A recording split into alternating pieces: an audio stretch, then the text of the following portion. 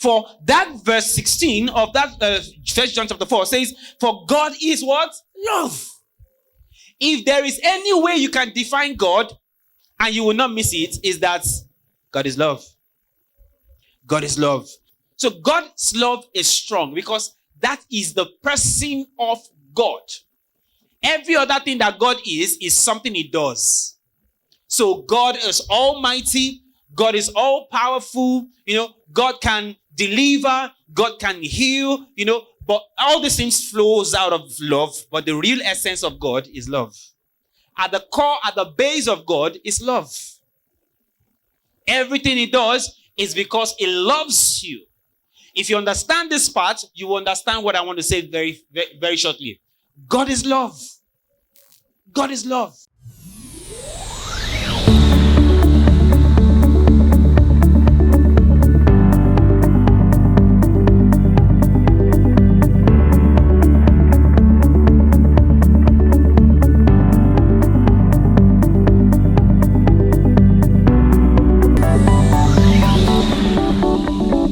Self is a destroyer of love. Self is the destroyer of love. Because love is a giver, love is a doer, love is sacrificing. But when you find somebody who loves himself more than anything else, he would never give, he would never do, he would never sacrifice. Until it is on his own terms. And that's the point about love. When you are truly in love, either with your human beings, other human beings and your friends, or you are in a romantic love with somebody, see, at some point, it will demand that you give something out of your inconvenience. It will demand that you go the extra mile, even when it's not convenient, to release something, to give time, to give resources, to give help, to give prayer, to give one kind of support or the other, out of inconvenience. I still believe till today that the major problem in marriages is self.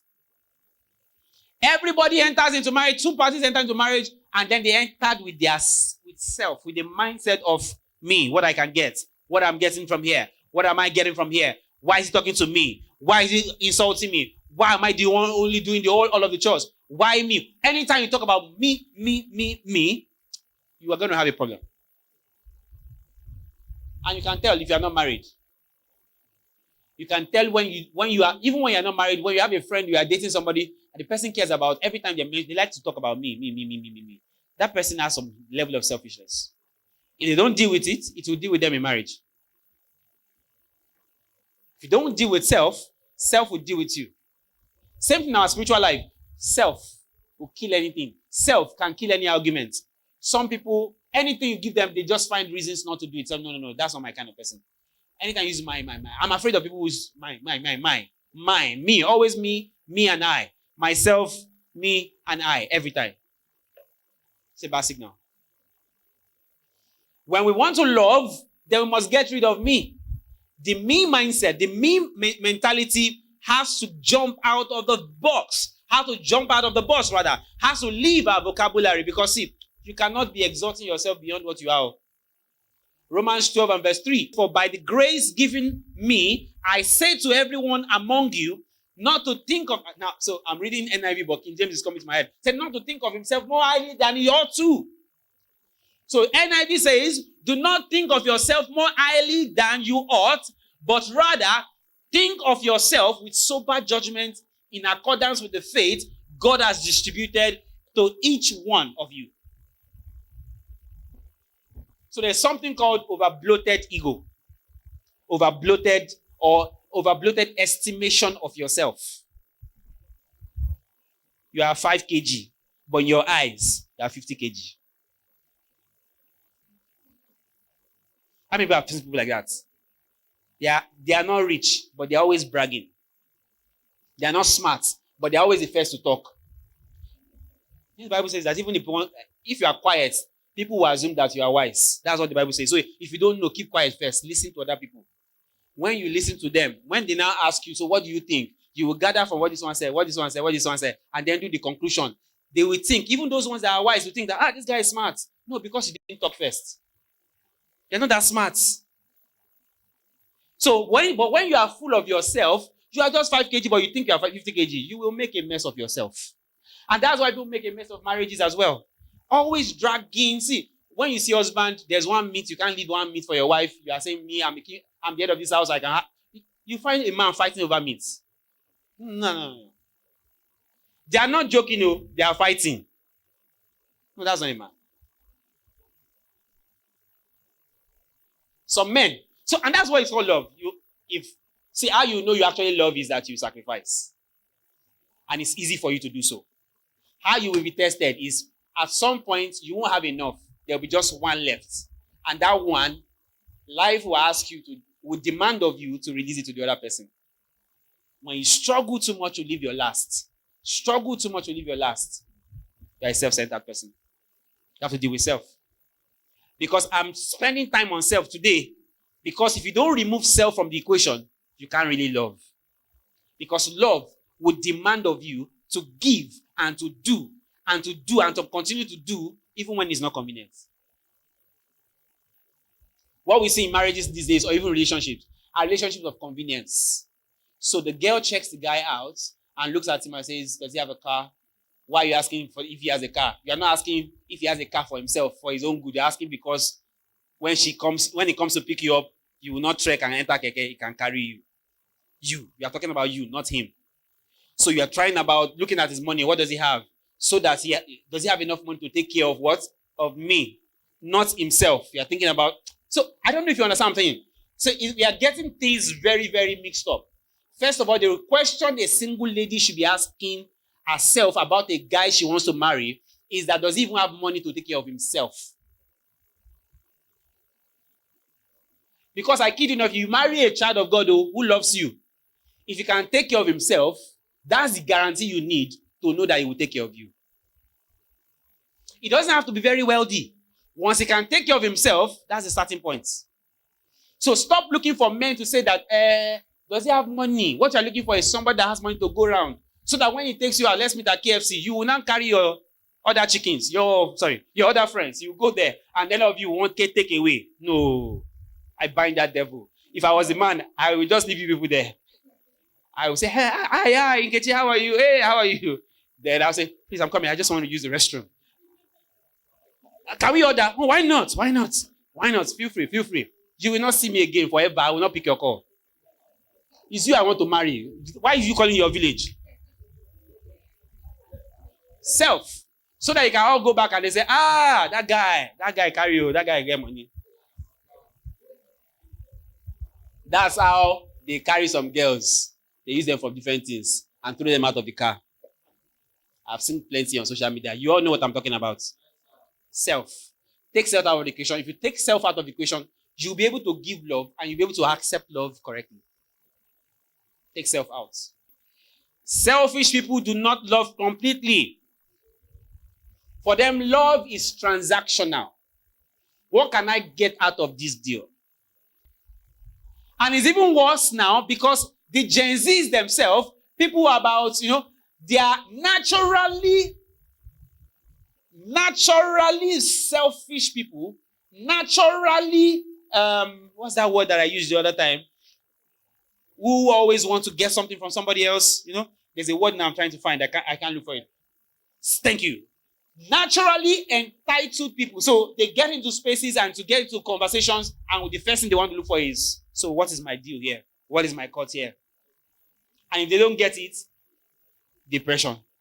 They start telling you about my mood. They start talking about things like that.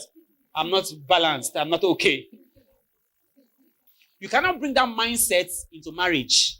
You will kill somebody. No. For instance, you come home from work and the first thing is, where's my food? Where's my food? And the other person is trying to explain to you. Not like you cannot ask, I'm hungry. So I don't think I've even ever entered my house in the last 5 years plus and said, where's my food? What you can say here is, I'm hungry. And then the other person asks, she'll tell you, okay, just give me a minute. It's ready. Or, I'm sorry, you have to chew. Then work on it. But when you hear somebody who is entitled, there's a way they place demand on things. Everybody owes them something. Everybody owes them something. They can't have a friend that has more money than them. They will feel like, but boy, he's not doing well. That's not love. So I have 5 minutes to go, so I have to quickly wrap up. So when you hear things like, how does this help me? How does this hurt me? How will I have to change now? That's a selfish person, an entitled person. They are all about me, me, me, me. How will I have to change now? I don't see how this will help me. Everything is me, me, me, me. This makes no sense to me. This is not how I operate. This is not how I do things. They are all about me. Nobody asks me. They think I'm not important. Just beware of this scam, guys. Some of them can be very narcissistic. They don't see you. All they see is themselves. And they will hurt anybody that is on their way. And I want to speak to single ladies this morning. Take your time. Don't rush. Watch. I'm not saying they're not bad girls too, but I'm just speaking to you that they are bad boys. Just in case you forgot. Take your time. Open your eyes. Shine your eyes before you say I do to somebody else. If it will take you the next 10 years to find the right person, please let it take you. You can't really love somebody else if you don't love God. And I say why? Because naturally we are all selfish people. Naturally, we are selfish. Naturally, we are what? Selfish. Let me give you an instance. You go to a party, very few people. I don't do it, but I find out that most people do it.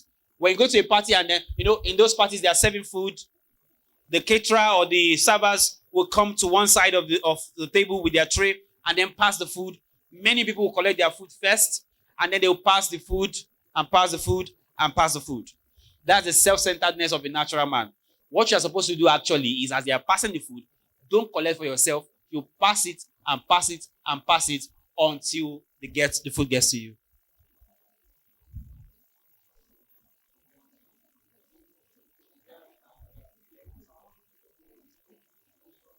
That's the point. If the food people will now say, so what if the food finishes? No, God's standard is God's standard. There's nothing called Nigerian standard. You see. So everybody is now on this table that I'm shaking now. If you truly love places other people ahead of themselves. So this thing I'm talking about is something we do indeed. It's not just mouths. You have to learn it. It's difficult. So one time I did it, I was hungry. My tummy was, when it's biting. I passed all the food before it came to me. I passed all the food that was passable by my side until it got to me. You do it. It's a test. And that's the way to grow. I don't need to know them. They are on my table. So you pass around till it gets to them. You don't need to know them. That's love. Now I am kicking you people below the belt because that's the way Nigerians always say Nigerian standard. That's love. At all points, what the Bible says is that you should consider the other person above yourself. Consider the other person above yourself. Consider the person. So all this thing I'm talking about before I close now is something we can do. We practice it to be empty. It becomes a part of you. You want to go through a door. Somebody else is coming behind you. It doesn't have to be your wife. Open for that person. Let that person go out first. Then you go. It will look like you are being a gentleman. But that's the way of God. Open. Or you want to open you have passed through that door. Somebody else is coming. Don't leave the door closing so the person... No, leave the door open. Hold the door till that person goes through. You're practicing love. Because one day, you will marry. That's if you're not married already. And you have 5,000. You need it for something important. And your wife says, I also need 5,000. That's where the problem will be. You are not used to giving when it's not convenient. Every time they pass food in the party, you collect your own first. It's a nature you are building. Life builds us with something that is not very, very important so that we can be prepared for the ones that are important. That's the way it works. Amen. The character of love. First of all, love things. And so that's why I put this. Love things. So love is responsible. Love is not irresponsible. Love is not an irresponsible act of, oh, they are hungry, then throw your money out. No. Love things. Love will process. Love will process data. Love will process the information with empathy. And then the next thing love does, and so love also gives sound judgment based on what's happening. Okay, so they are hungry and you have 50,000 naira left in your account. Doesn't mean that you're going to empty your purse to give them because they are hungry. No, if you give them now and they are hungry, doesn't mean that they will not be hungry tomorrow. You understand? So love also has a sense of judgment. One thing I've also learned now that I'm going to also, I've told myself this next thing I'm going to be doing in my life, as God will give me the kind of resource I'm trusting God for, is that when people come to you and say, I am hungry, is it okay to feed them? No, let me hear you. Is it okay to feed them? Yes, but the next level is not just to feed people who are hungry, because if you feed them because they are hungry, they will come back when they are hungry again. The next most important thing in delivering people from hunger is to assist people who want to set up a venture that would help them never to be hungry again. So what that means is if you come to me and say, I'm hungry, I need 500 naira, and somebody else says, come to me and say, I need 5,000 naira, I want to start a business. I'm just using numbers. I'm not saying 5,000 can start, and I'm not saying it cannot start. But if you come to me and say 500 naira, and somebody else says 5,000, I want to start a business, I will consider giving the guy 5,000 naira than you giving him 500 naira. You will say, but 500 naira is small now. No, if I give him 500 naira now, he will come back tomorrow. When he comes back tomorrow, I'll give him another 500 naira, he will come back tomorrow. But if I give this guy 5,000 naira and he starts and truly starts what I said he should start, or what he said he will start, he won't come back again. So he can also be a blessing to somebody else. So love is not irrational. Love thinks. Love gives sound judgments. Are you following me? You love, yeah, you must put it to reasoning. Number 2, love does. Or love acts. Love does. Love acts. Please give me the scripture. Just put it on the screen because of time. Love thinks. Love does. So love, you cannot tell me you love and you don't give and you don't act. So love is not just a feeling. The thought of the love and the circumstances will cause you to respond with an action. To cause you to respond with an action. So you can't see people truly who need your help and you will not process that thought and see what you can do. It doesn't mean you have to do something all the time, but at least you will have processed it and say, is this something I can do? Love acts.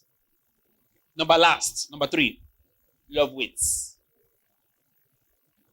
Love waits. So let us consider how we may spur one another on toward love. So what I'm doing this morning is spurring you. So the evidence of your love is that there's an action, a corresponding action. Corresponding action. You can't be a rich man, comfortable, and somebody tells you, I'm trying to write jam, and you know truly that you cannot afford it. Buy me a jam from now. Love does. Not, this is where you go make a provision. God will bless you.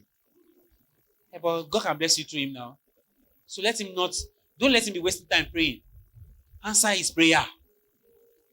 After all, you said you are God, Abi. You are God on the earth too. And so act like God. Give him. Some of you prefer to pray for people than to bless them. If it's in your capacity, I'm not saying go and borrow money for people. No, I don't even recommend going to borrow money for somebody else. No, but there's something you can do at your level. Love does. Number last, love waits. True love is a virtue. He loves me. That's why I slept with him. He slept with him. So he can't wait. You know, there's a song in the 1980s that was very popular by Oyeka Owenu and Tony Ade. If you love me, you go what? Some of these people don't know it. If you love, you will wait. If you love, you will suffer long. If you love, you will have patience. If you truly love her, you will wait. Let me give you an instance very quickly.